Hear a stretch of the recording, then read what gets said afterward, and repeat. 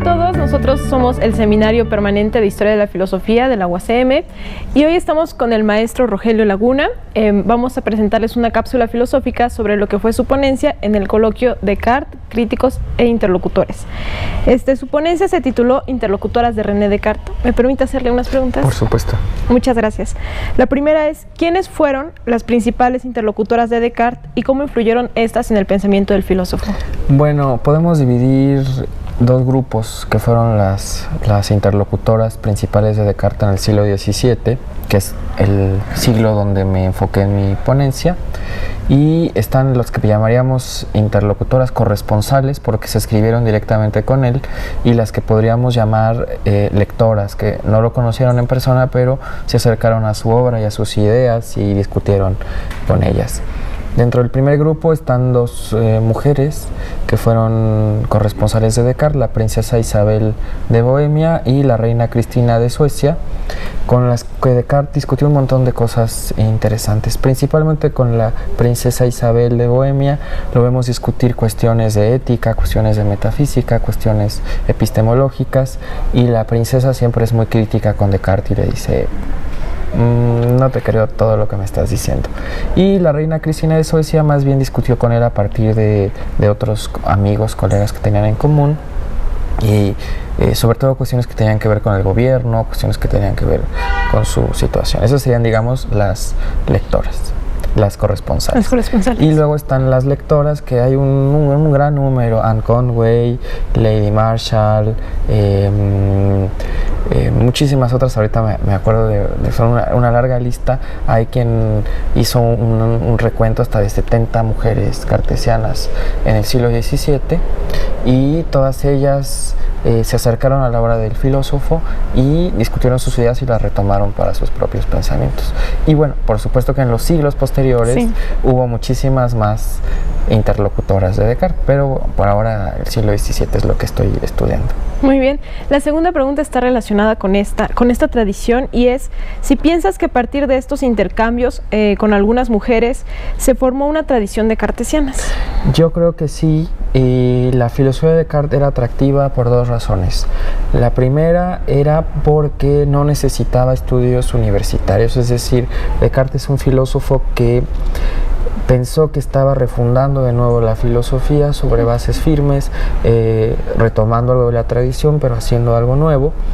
Y no era necesario haber leído a Aristóteles y haber leído todas las sumas teológicas medievales, ni toda la escuela, la escolástica. Entonces la obra de Descartes tenía esta facilidad, que estaba escrita para quien quería acercarse a la filosofía, quien quería seguir las ideas. Entonces las mujeres, que generalmente en el siglo XVII no estudiaban formalmente, veían ventajas en poderse acercar a esta obra con ideas que además estaban de moda, que todo el mundo estaba discutiendo, y ellas podían entrar, estaban autorizadas para entrar al debate.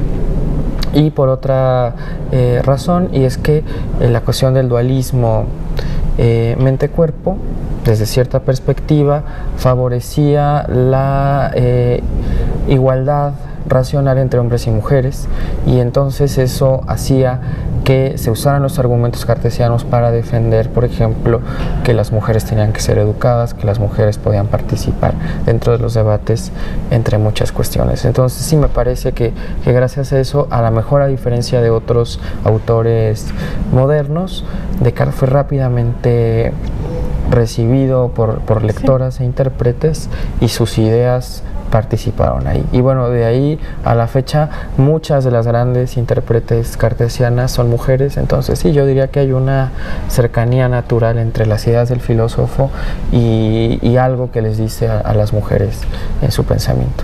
Sí, tomando en cuenta esta igualdad racional que nos planteas entre hombres y mujeres, ¿crees que podríamos hablar de un feminismo temprano en el siglo XVII introducido por Descartes?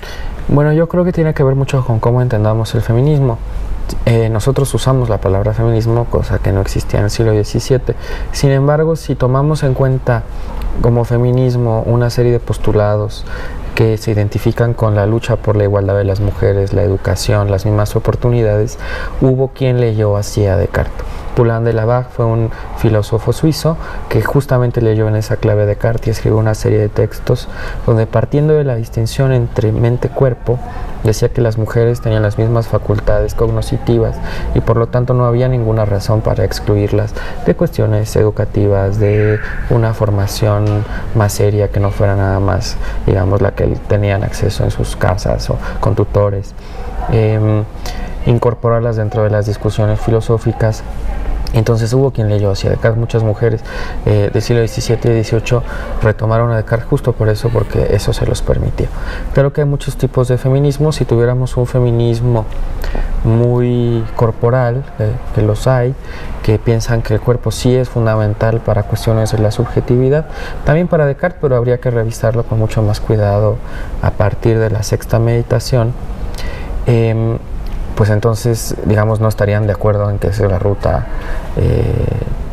más fértil para pensar la cuestión del feminismo, pero si lo pensamos desde esta perspectiva, bajo los postulados en que lo leyeron sus contemporáneos, yo creo que sí podríamos decir que Descartes sería un precursor del feminismo.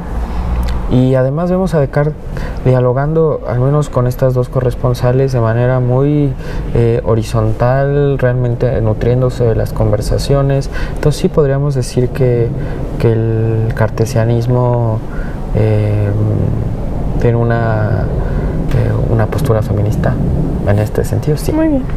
Bueno, pues te agradecemos muchísimo por la entrevista que nos concediste, por el tiempo y por esta lectura de Descartes muy interesante para pensar también el papel de las mujeres, ¿no? El lugar de las mujeres en la filosofía. Muchas gracias. Gracias a ustedes.